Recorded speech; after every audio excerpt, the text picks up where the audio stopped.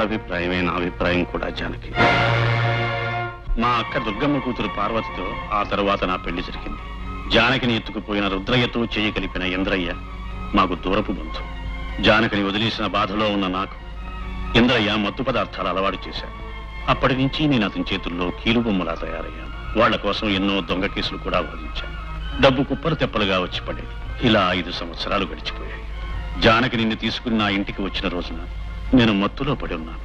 మీ అమ్మని రాళ్లతో కొట్టి ఆమె మరణానికి వాళ్లే కారణమయ్యారని నాకు తర్వాత తెలిసింది. ఎంత దుర్మార్గులురా మీరు! నా భర్తని కీలుబొమ్మని చేసి ఆడించింది చాలక అభాగ్యురాలైన ఆ జానకమ్మని చేతులారా చంపొస్తున్నారా? పార్వతమ్మ, మాకు ఎదురు తిరిగినందుకే జానకమ్మ వల్లకాటి పోలైంది. నువ్వు ఎదురు తిరిగావంటే? ఎదురు తిరగడం కాదురా, జరిగింది నా భర్తకి చెప్పి నీ మెడకి గురితాడు తగిలించేలా చేస్తాను.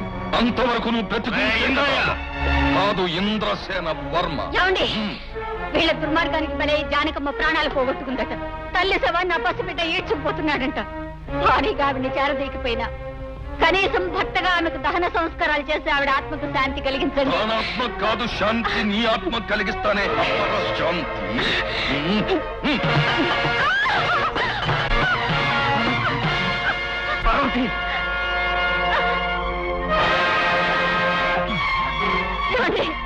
నా కళ్ళు కనబట్టలేదండి.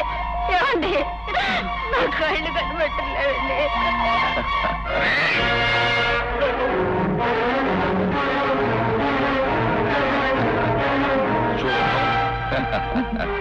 ఆ గుడ్డి మనిషి ఎవిటి మనిషి మనల్ని ఏమీ చెయ్యలేరు. జగన్నాథరావు, నువ్వు మత్తులో ఉండగా నీ ఆస్తులన్నీ రాయించుకుని నీ చేత సంతకాలు కూడా పెట్టించుకున్నాను. ఇక మీరిద్దరూ కూడా దిక్కులేని వాళ్లే. పతిగా వీళ్ళిద్దరిని ఇంట్లోంచి బయటికి గెంటించే. ఆ విధంగా మేము దిక్కులేని వాళ్ళం అయ్యా. వాళ్ళిద్దరూ ఆడిన నాటకంలో నేను పాత్రధారిగా ఉండి చివరికి ఆ విటివాడిగా మిగిలిపోయాను. ఈ కథ నిజమని నాకు నమ్మకం ఏమిటి? ఈ ప్రశ్న నువ్వు వేస్తావని నాకు తెలుసు బాబు. భారత శిక్షాస్మృతిలో మరణవాన్మూలానికి మించింది లేదు. అందుకే జరిగిపోయిన గతాన్ని నీకు మరణవాన్మూలంగా ఇవ్వటానికి నేను విషం పుచ్చుకొని వచ్చాను బాబు. నా ఊపిరి పోకముందే నా అన్న పిలుపు నీ నోటి వెంట వింటే నువ్వు నన్ను క్షమించావని వెళ్ళి చనిపోయిన మీ అమ్మతో చెబుతాను బాబు. నేను నిన్ను నమ్మాలన్నా, నీ పశ్చాత్తాపానికి ప్రాయశ్చిత్తం కావాలన్నా ఇది మార్గం కాదు. నన్ను నమ్మించడం కోసం నిన్ను నమ్ముకున్న వాళ్ళందరికీ అన్యాయం చేసి తొందరపడ్డావు నాన్న.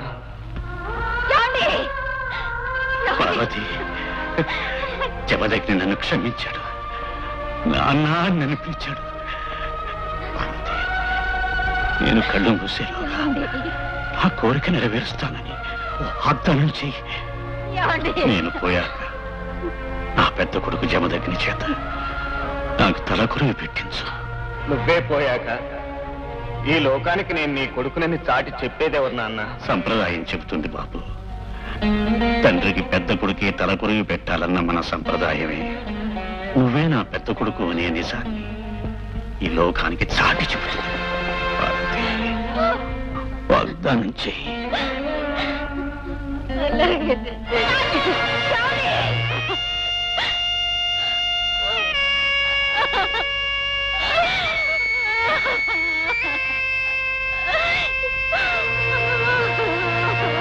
బాబు చంద్రం, మీ నాన్నగారు వెళ్ళిపోయారా?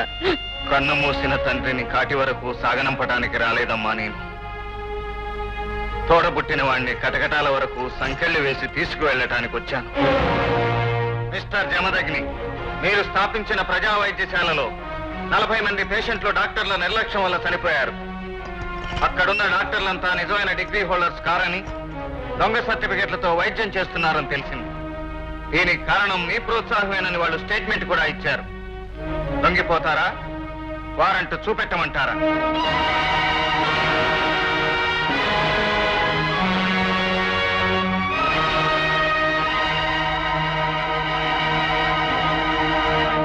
ఆగు బాబు.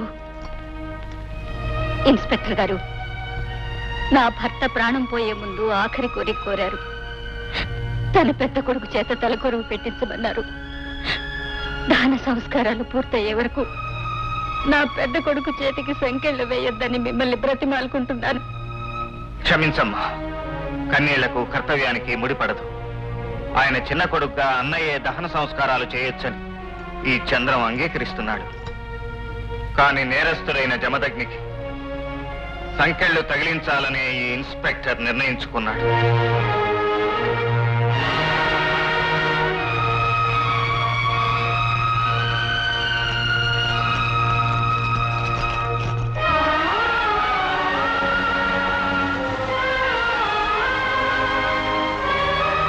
నాన్న, ఇన్ని సంవత్సరాలుగా కన్న తండ్రి ఉండి నేను అనాథగా బ్రతికాను. ఆఖరి మజిలీలో కలిసిన నీకు సంకెళ్ళు ఉన్న చేతులతో అనాథ సంస్కారం చేశాను. కలియని మన బంధానికి ఈ ఇనుప సంకెళ్ళే బంధం నాన్న.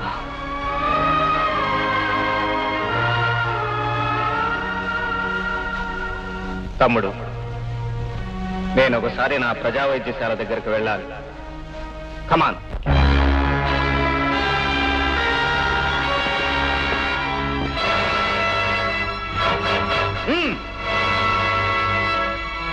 పద.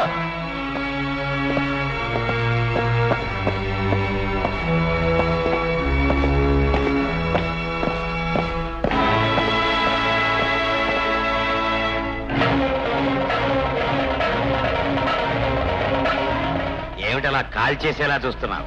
నువ్వు అడిగితే ఇవ్వటానికి నా దగ్గర అగ్గి పెట్టి లేదు, వెలిగించడానికి నీ చేతులు ఖాళీగానూ లేవు.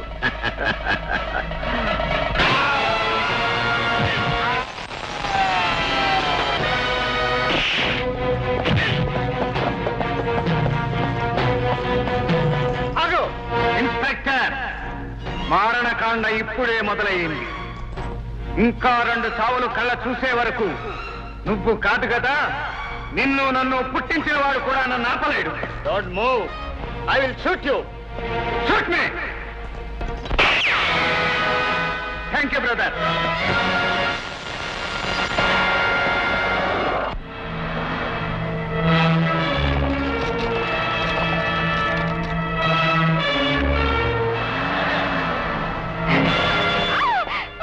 రాజు, ఆ రెచ్చిపోయిన జమదగ్ని గారిని అడ్డుకోవడానికి ఇది ఒక్కటే ఆయుధం. లోపలికి తీసుకెళ్ళి కట్టిపడేయండి. నాన్న, ఇన్నాళ్ళు నువ్వు దుర్మార్గుడివే అనుకున్నాను. వీళ్లతో చేతులు కలిపి నీచుడుగా తయారవుతున్నావా? గల్లి, ఇది నీకు సంబంధించిన విషయం కాదు. డోరెత్తకు. ఎందుకు రానిచ్చారా దీన్ని? లోపలికి తీసుకెళ్ళండి, కట్టిపడేయండి. ఆనాడు శోభనం గదిలో నోటి ముందు ముద్ద జార విడుచుకున్నాను. ఈనాడు కడుపు నిండా ఆరగించబోతున్నా. ఆనాడు జమదగ్నికి భయపడి పారిపోయి ప్రాణాలు కాపాడుకున్నావు. ఈనాడు అతని చేతిలోనే చిక్కి చావబోతున్నావు. సింగిల్ హ్యాండ్ తో దేశాన్ని కొట్టగల సమర్థుడు నన్ను వాడేం చేయగలడు? అయినా పిలవగానే పలకటానికి వాడేమైనా దేవుడా?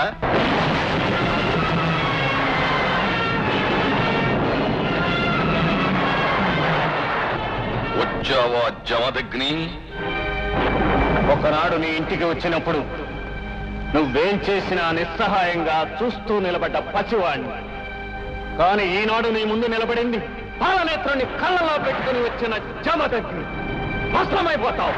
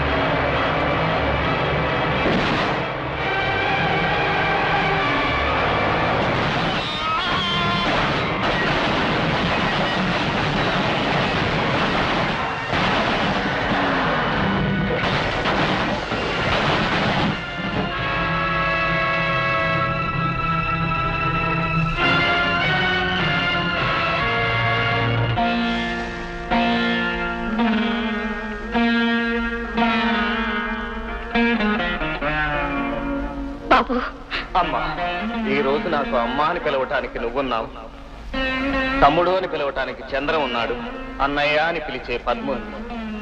ఈ సంతృప్తి చాలు నాకు. ఇన్స్పెక్టర్,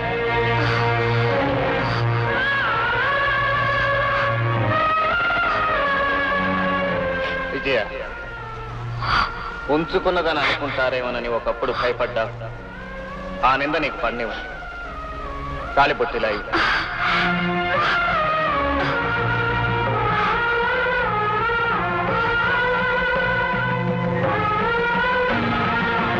నేను తిరిగి వచ్చే వరకు అగ్ని సాక్షిగా కట్టిన ఈ తాళిబొట్టే నీకు శ్రీరామ రక్ష.